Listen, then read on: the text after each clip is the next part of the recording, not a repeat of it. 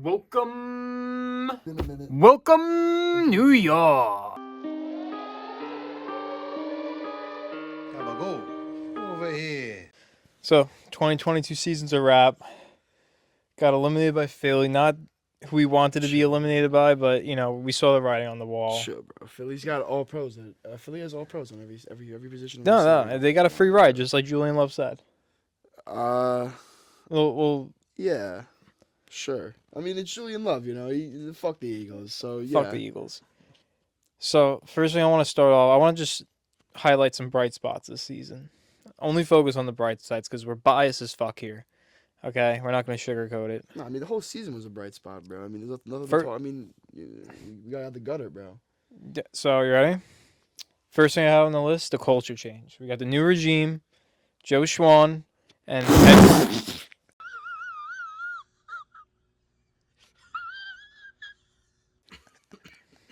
Joe Schwan. Shane. Shane. Shane. It's all right, That's how you pronounce it. Joe Shane. yeah. Joe There's Shane. an O and an E there. Okay. Joe Joe Shane. How do you? So okay. we got the new So regime. wait, hold up. If there's an O and an E there, how is it pronounced Schwan? Schwan. I don't Yeah, know. but Schwans would be a W. You're right. I don't know, bro.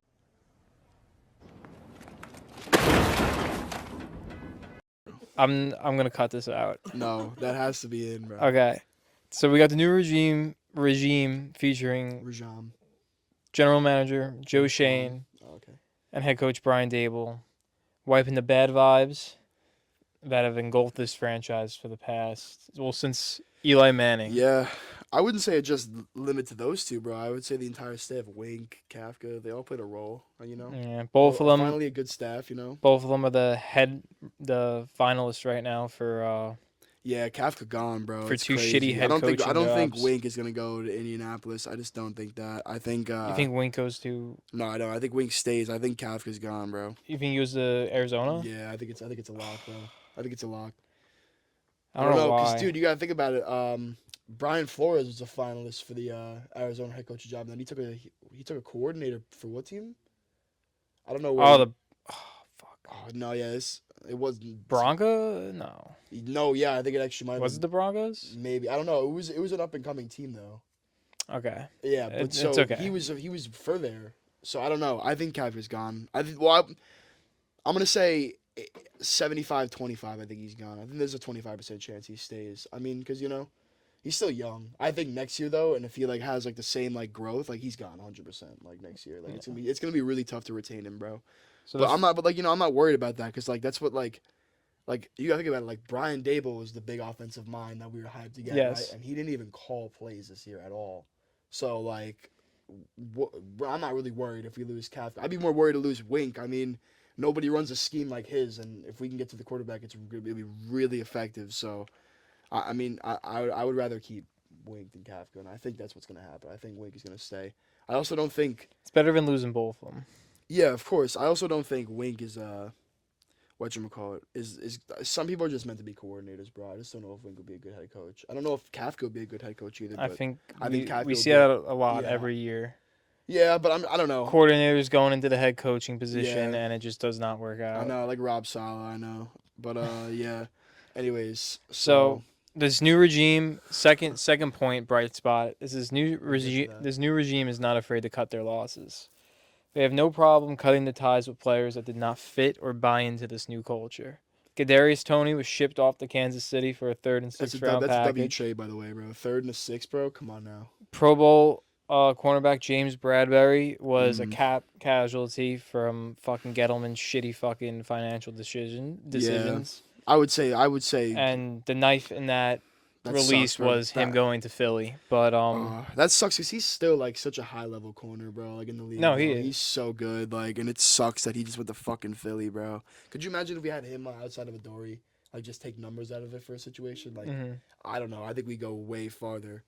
Because we had that stretch where our entire secondary was injured. We had Fabian Moreau and Nick McLeod Exactly. on too. So I don't know. That's another bright spot. The Dable's ability to freaking look Oh, yeah. outside and scout Oh yeah, no, yeah. and bring in outside We talent. had players that played key roles. 'Cause, for I us mean, throughout they the weren't entire great. year, and they were on practice. Yeah, squads. exactly. You had They Nick weren't great, but McLeod, they were solid. just to name a few: Nick McLeod, Jason Pinnock from the Yep. Jets. Who else? I mean, Jalen Smith we just picked up off of waivers. He played. I mean, he wasn't great towards but he was serviceable, I guess, for the time being. With them to the Eagles just exposed us. But I'm trying to think about other people too. Hodgins, of course, is the biggest one we could talk about on offense. He's I'm a good. I beast. got him on here. Don't yeah, worry. yeah. We'll talk about him in a second. He gets his own bit, but I'm just naming some of the guys that Nick were just McLeod? Nobody's, bro. Like, yeah, I would say Nick McLeod is the biggest one because he played I don't know. I watched every game. He played almost every fucking he was in the field almost every time, bro. Like we ran a lot of. I guess it's because we ran a lot of DBs, like a lot of DB formations. Like we ran a lot of 6-7 DBs, like sets and stuff like that. And I guess some of that is a victim to how poor the ILB spot was for us this year. But I mean, dude, you just gotta give some of these guys credit because it wasn't it was noticeably bad when they were playing. You kind of, I mean, obviously against Justin Jefferson and shit, it was gonna be tough. But I felt fucking obviously when we had a Dory on him, it was a way different story. And that's when we won the playoffs. But I mean, I don't know. We got him back just at the right time. To the others, bro, just stepping up. Yeah. That's all I gotta say is that some and practice squad guys too, which is ridiculous.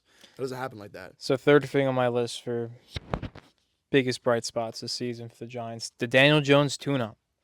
Finished the year with 3,205 passing yards, 15 passing touchdowns, 5 interceptions, which was tied third lowest in the league. Yeah, I mean, and a 60.8 QBR. Yeah, some of those numbers are victim to poor receiver play. They're also victim to how much he ran. They're also victim to the Saquon stats, how much he ran with Saquon as well.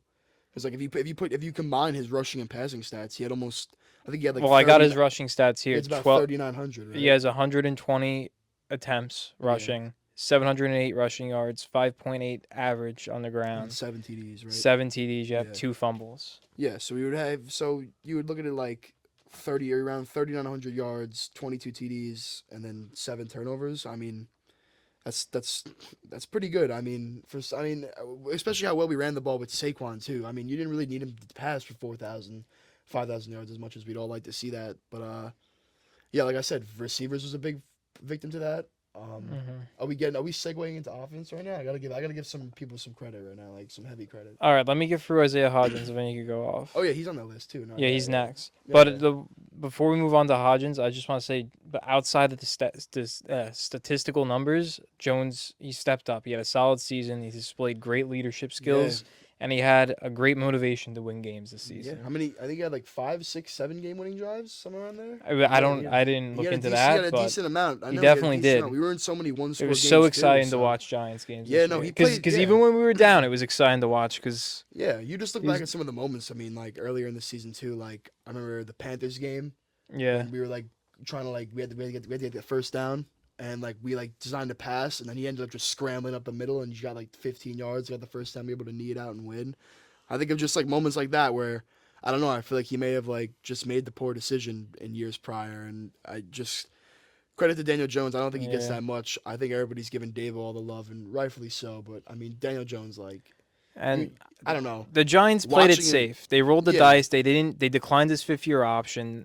And it ended up kind of backfiring, but not really because they're okay with paying him. I wish we accepted that 5th year now, looking back on it. No, that's why I said it kind of backfired. Yeah, it kind of, just a little bit. Because, I mean, well, then again. Because either way, we're going to have to pay him after next season, even if we accepted it. I don't know. We're in a position right now. We made the playoffs with him, so I wouldn't mind giving him.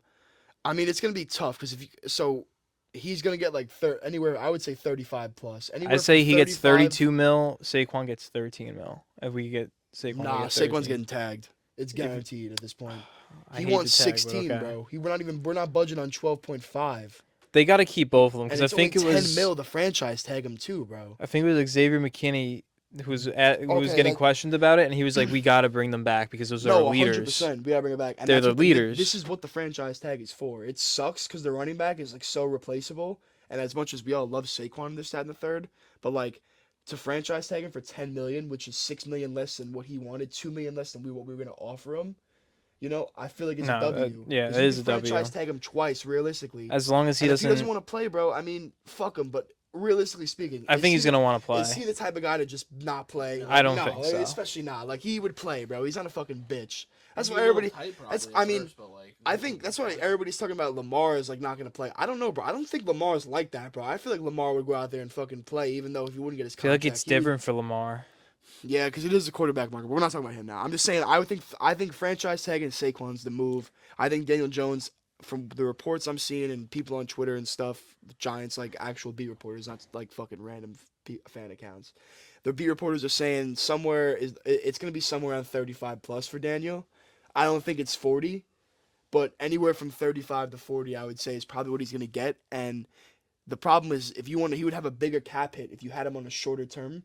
So to spread the cap hit out, he might get 4 or 5 years. Yeah. So if he gets 5 years, obviously he probably wouldn't be the quarterback for 5 years. Yeah. It would just be the contract that spread the cap out because how much you can manipulate it and stuff.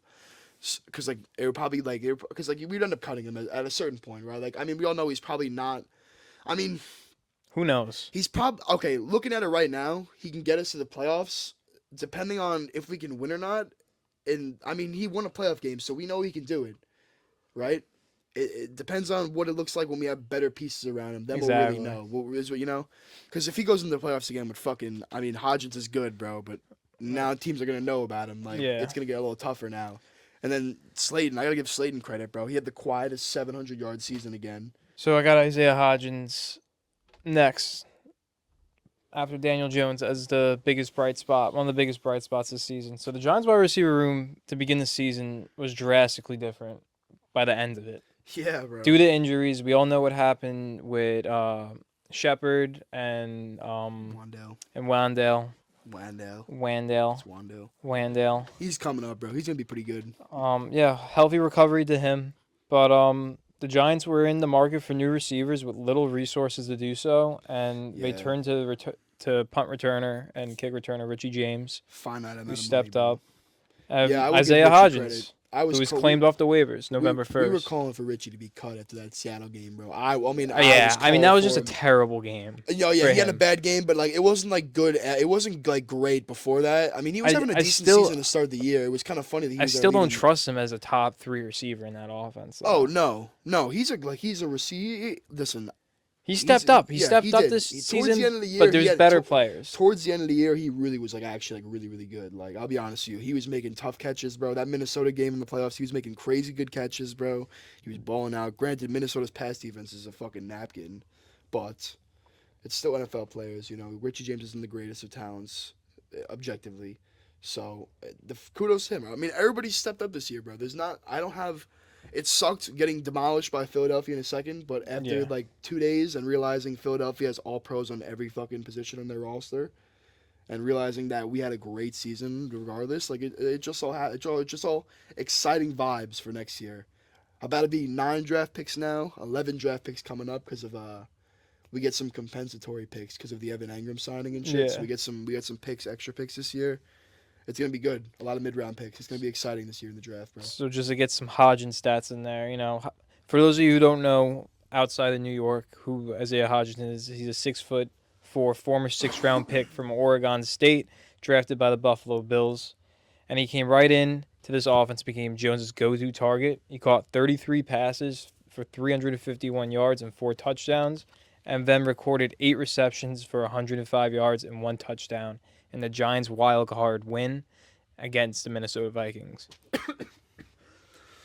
This is W stats, bro. I mean, he really turned it on Excuse the me. last game. I mean, last couple like 6-7 games this season. I think he had like 5 touchdowns in the last like 7 games or something like that. 6 in the last 7, something around there. Almost a touchdown a game, which is, I mean, Well, he had 4 total touchdowns since dude, signing. I kept saying throughout the year, it was wildly impressive that we just picked this guy up off the waivers in around like week 5. He was hungry too. And he was genuinely better than Kenny Galladay, like at everything. And he's not a guy that's known to separate. And I mean, he wasn't getting the craziest separation, but he's He's clearly making a great better- contested he was- catches. Yeah, he had an 80-something% catch rate, and fucking he was just turning it up. Like he was literally just like a clear cut better route runner than Kenny Galladay was. But I'm not gonna shit on Kenny, because I will say, listen, I gotta give him respect, bro. I think through all the scrutiny he had this year, right, and then getting pulled out of the rotation every year, and they only put him in the block, and he went in there and he fucking blocked his ass off. Yeah, That's and respect. he wasn't- He cared about winning. He cared about fucking winning, bro. You saw it, bro, and you knew that it probably sucked Listen, him was- that he barely played. What was he and getting? shit. 30 mil? Like, Yo, yeah, he should be cut. He was getting He should paid. be cut, and he's on my shit list forever. But I give him respect because it's tough to do that, bro.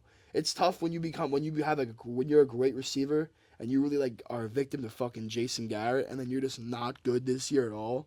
And then they put you in and only like design run plays, and you still block your ass off and fucking pancake Pat Pete on a mad important play late in the third quarter, bro. yeah. That's respect, bro. That's respect. That's tough to do.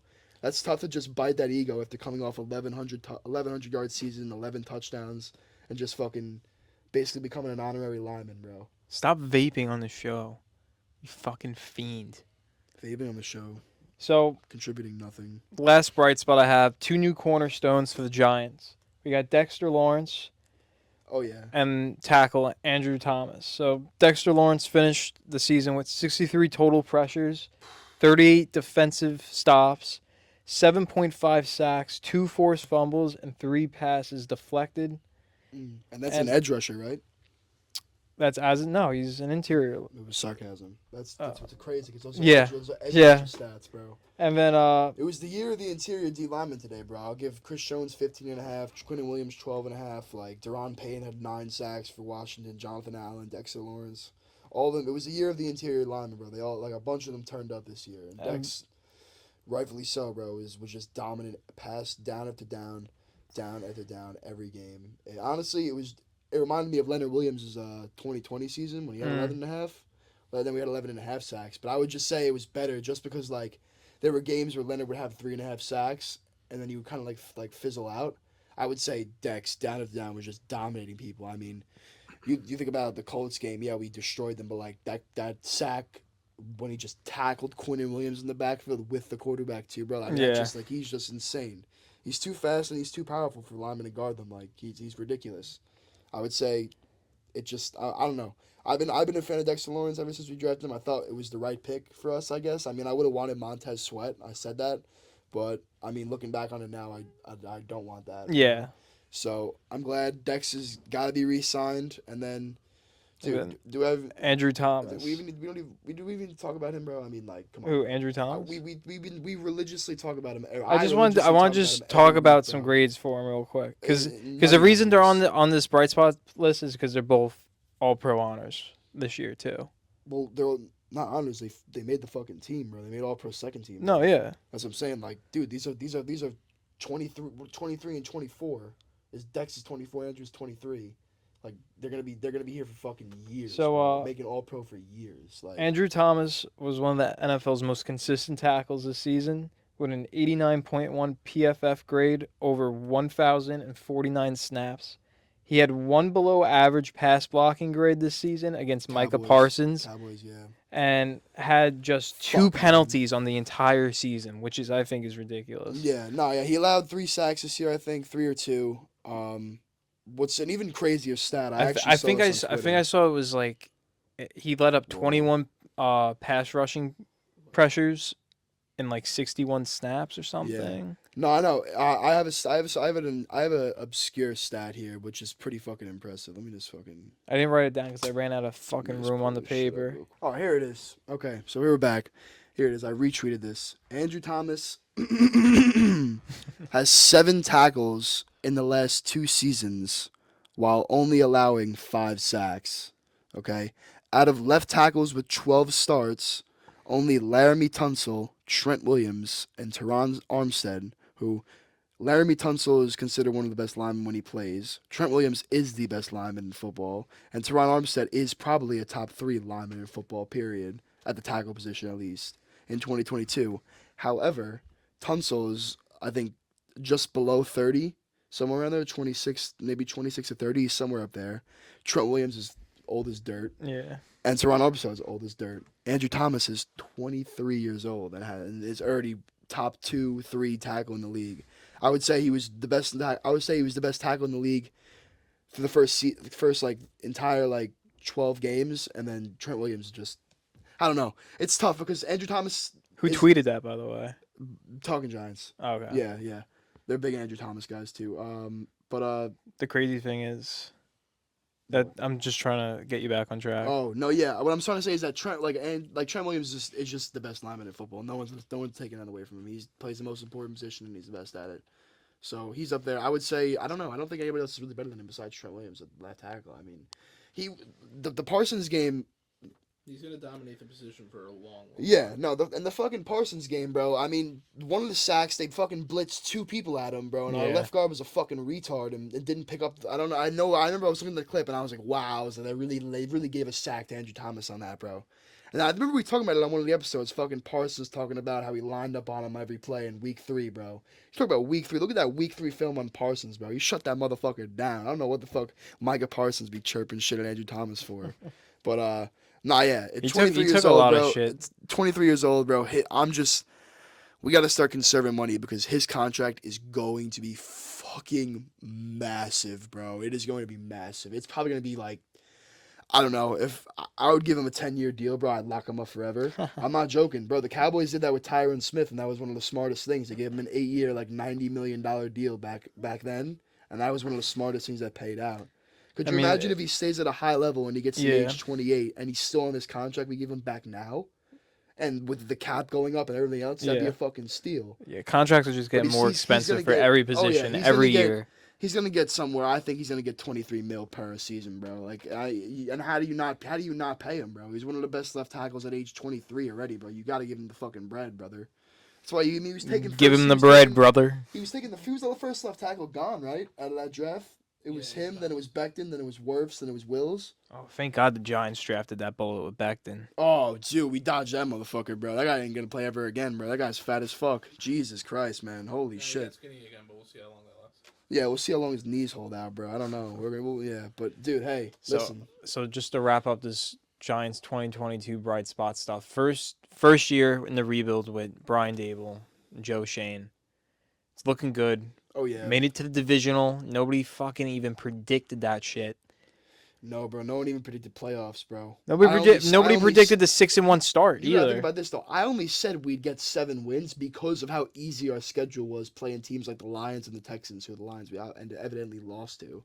Lions but- were a tough team this year. No, yeah, that's what I'm saying. But looking back before the season started, I only gave us 7 wins because we were playing shit teams like Jacksonville Lions. Like we had an easy schedule this year.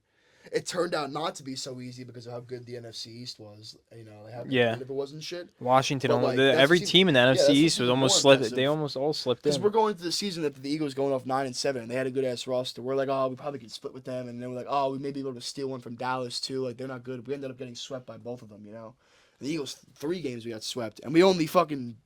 I mean, Daniel Jones is the Commanders can never beat Daniel Jones. It's a fact, but we only fucking won once. We tied the other time that they were playing this shit game. You know, so I mean. It was impressive. It was impressive like as fuck to even win 9 games and then to make the playoffs and then win a playoff game too. I mean that was just in year 1 of a. This wasn't even like if we're really talking about it, like this wasn't even like a rebuild. It was a bit. It was a big first step. Evaluation year. Yeah. Bro. It was an evaluation year. It was to see where we stand before we start the rebuild. So bro. you want to get into this free agent class? Yeah, I got sure. some I mean, questions.